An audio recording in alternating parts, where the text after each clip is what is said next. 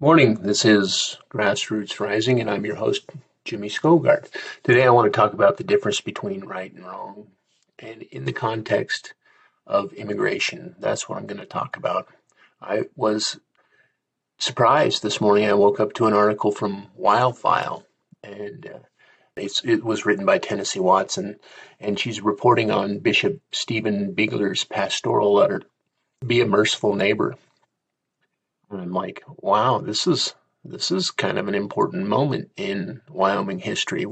We're starting to see real leadership standing up to an issue like immigration, an issue that's been weaponized against us to manipulate us.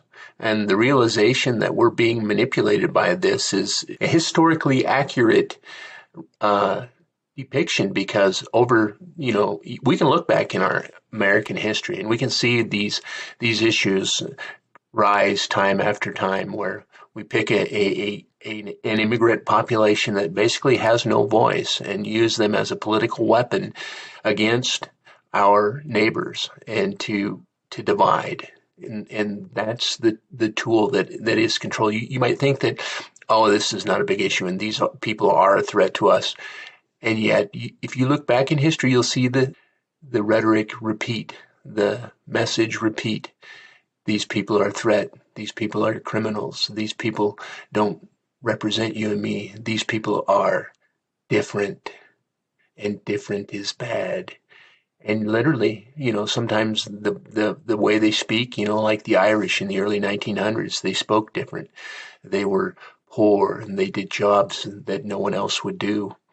And they did that to feed their families. And later they became a strong part of our country, a part of the fabric of our society. Go in reverse time a little bit to when we were building the railroads across the country and we needed large numbers of Chinese immigrants. And the Chinese immigrants were vilified by politicians and later rejected from the country. They could be here, but they couldn't be part of our country. They could build our railroads, but they couldn't be part of the fabric of our society. And then we can look at different times in history to when we saw a need for migrant labor forces to come in and help in agriculture or in other areas, and later reject those same people, politically. They're just an easy target because they have no voice. And it's the letter the Bishop Bigler provided to us in the Wildfile article today was a kind of a welcome change to that rhetoric. Publicly speaking out, letting us realize that we do indeed know the difference between right and wrong. We do indeed have a foundation. A lot of us, learned the very beginnings of that foundation in Sunday school.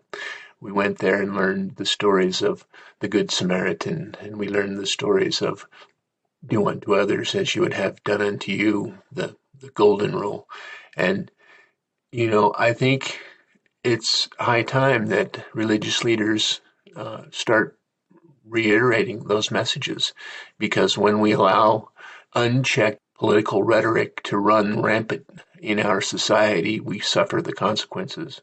Consequences like the story of Sam Birachek here in Casper, who was brought to America as a baby, and he misses an immigration appointment on November 2nd, 2025, and is picked up and hauled to a detention center in Aurora, Colorado. A neighbor from here in Casper.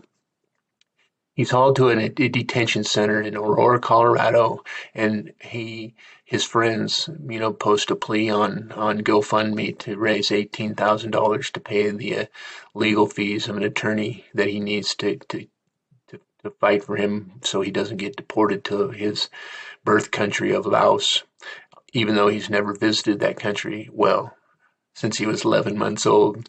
Anyway, I mean, the bishop goes on and on about stories like this through Wyoming. He talks about Maria, who's 15 years old and doesn't want to go to school because she's afraid her parents won't be home when she gets back from school.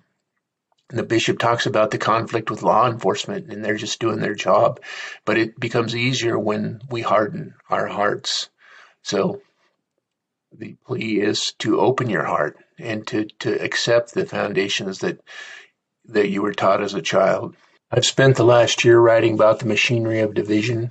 It runs on outrage, fatigue, and the constant pressure to turn one more neighbor into a target. It teaches us to mistake spectacle for strength, and it trains us to believe that conscience has little place in public life, and I reject that lesson. Mercy still belongs in public life. Human dignity still belongs in public life.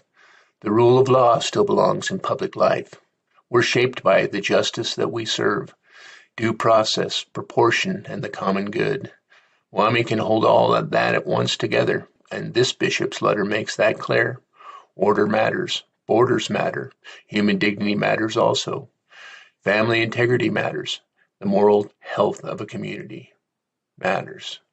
So tomorrow's work is simple. Read Tennessee Watson's article. Read Bishop Bigler's letter. Sit with Sam's story as it has been shared by the fundraiser GoFundMe. Then ask a straight Wyoming question. What does mercy, justice, and human dignity look like right here, right now, in this state, among our neighbors? Start the conversation at church. Start it at coffee. Start it around the kitchen table. Start it with enough calm and enough courage that one more person feels permission to speak plainly. Because this movement, this grassroots movement, is about conscience. Our conscience grows stronger through use. Our children are watching. What we say is okay. What we say is normal. Wyoming still knows the value of a neighbor. Wyoming knows the difference between right and wrong. If this issue has scratched at your foundation, then yeah, this might be your moment. Read the letter. Read the article. Start a conversation. Ask one neighbor what mercy and justice will look like tomorrow. Ask our leaders for reform that is orderly, humane, collaborative, and grounded in the common good. Speak with courage. Speak with compassion. Speak while the heart still feels that scratch. Agency means the ability to decide our future for ourselves. We still hold that power, but only if we use it. Our children and our grandchildren's legacy is in our hands now. We know the difference between right and wrong. Join the movement at skogard2026.org. Thank you for listening, and I'll talk to you tomorrow.